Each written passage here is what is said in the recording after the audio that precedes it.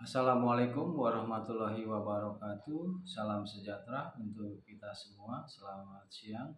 Jumpa lagi dengan saya Jumono dari Perkumpulan Wali Murid Koloni 8113. Saya masih akan bicara mengenai PPDB DKI Jakarta dan PPDB secara umum. PPDB ini sangat erat kaitannya dengan tumbuh kembang anak-anak. Jadi saya ingin bicara dari sisi ini karena di dalam regulasi atau kebijakan PPDB ini baik yang di undang-undang maupun di pergub dan di petunjuk teknis itu memuat salah satu konsideran, yaitu Undang-Undang Perlindungan Anak Nomor 35 Tahun 2014. Saya ingin kaitkan dengan kebutuhan anak atau tumbuh kembang anak, karena di dalam baik di Permendikbud atau Peraturan Kementerian Pendidikan dan Pergub dan Petunjuk Teknis PPDB ini sebetulnya ada yang bertentangan dengan Undang-Undang Perlindungan Anak. Di dalam salah satu pasal misalnya mengenai seleksi atau penentu diterima atau tidak diterima seorang anak itu adalah usia. Jadi di dalam Permendikbud, di dalam jalur zonasi memang dikatakan di ayat pertama itu mengatakan bahwa jarak terdekat menjadi prioritas. Kemudian apabila umur anak tersebut sama, maka diterapkan seleksi umur. Nah, disinilah ada, saya kira, yang bertentangan dengan Undang-Undang Perlindungan Anak, khususnya di pasal 21.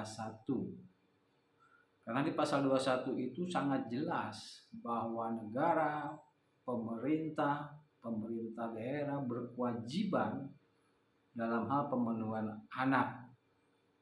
Ada poin di situ kemudian soal tidak boleh ada anak terbatas karena suku, agama, ras, dan sebagainya. Dan salah satu bunyi dari frasa itu adalah kata urutan kelahiran.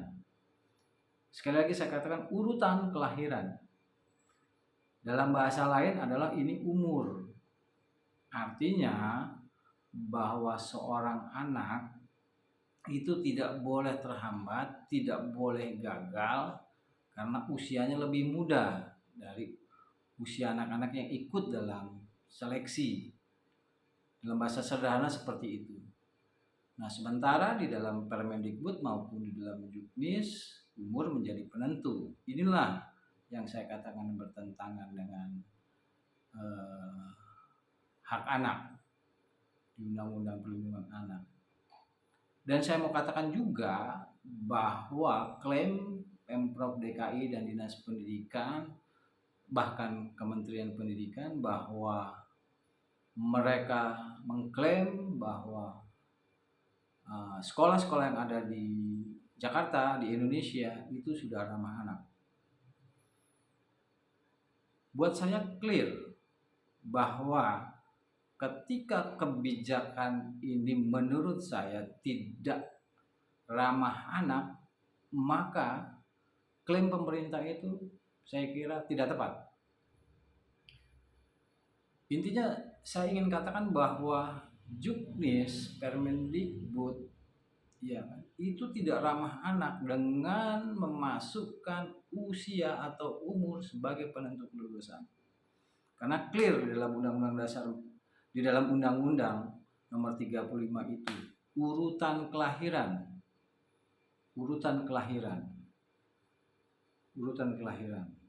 Jadi dalam bahasa di Undang-Undang Perlindungan Anak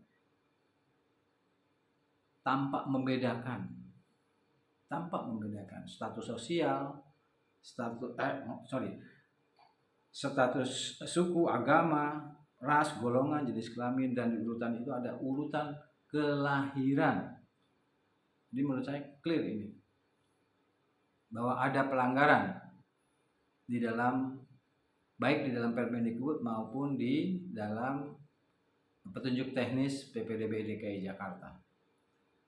Karena mestinya tidak boleh peraturan itu levelnya di bawah undang-undang.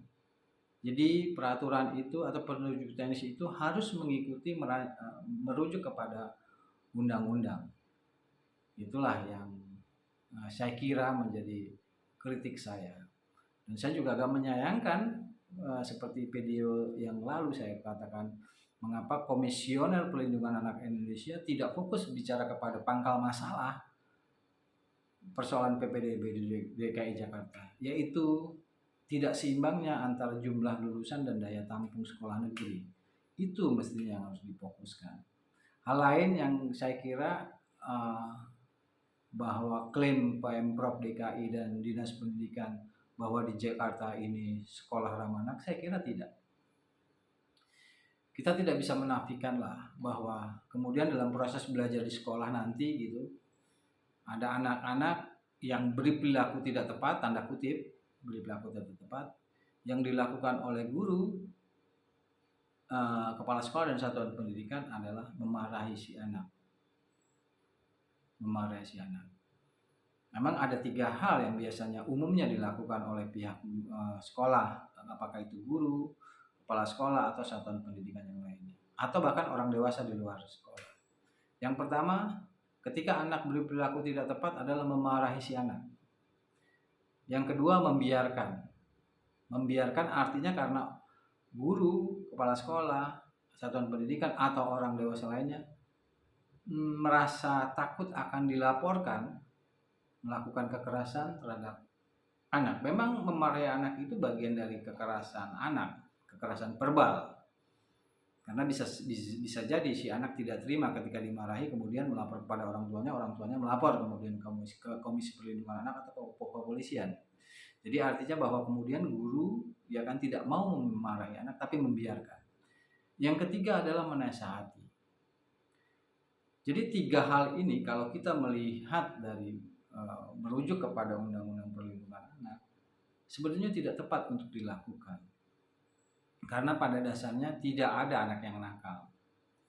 Tidak ada anak yang nakal. Yang ada anak berperilaku tidak tepat. Dan berperilaku tidak tepat itu adalah sesuatu yang wajar dalam ciri perkembangan anak.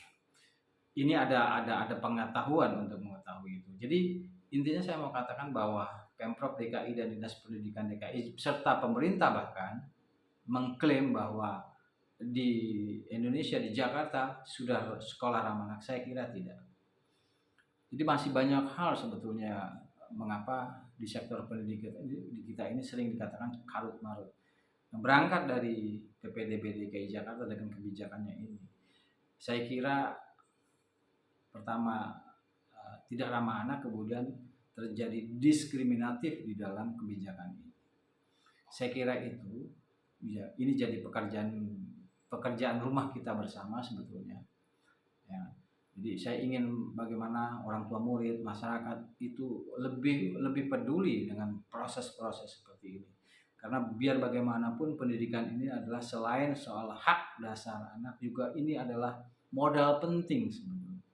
Modal penting atau investasi kita untuk mempertahankan dan menumbuh kembangkan negara ini sih. Kita tidak bisa membanding-bandingkan, memang kita tidak boleh membanding-bandingkan misalnya dengan negara Singapura, dengan Malaysia dan sebagainya yang lebih maju dulu, ya kan, ketimbang kita. Kita tidak bisa membanding-bandingkan. Memang ada faktor. Saya pikir ada kebijakan atau sistem yang tidak tepat. Nah, salah satunya saya kira bagian yang ketidaktepatan ini ada di sini. Saya kira itu. Terima kasih atas perhatian teman-teman semua. Kami akhiri. Wassalamualaikum warahmatullahi wabarakatuh.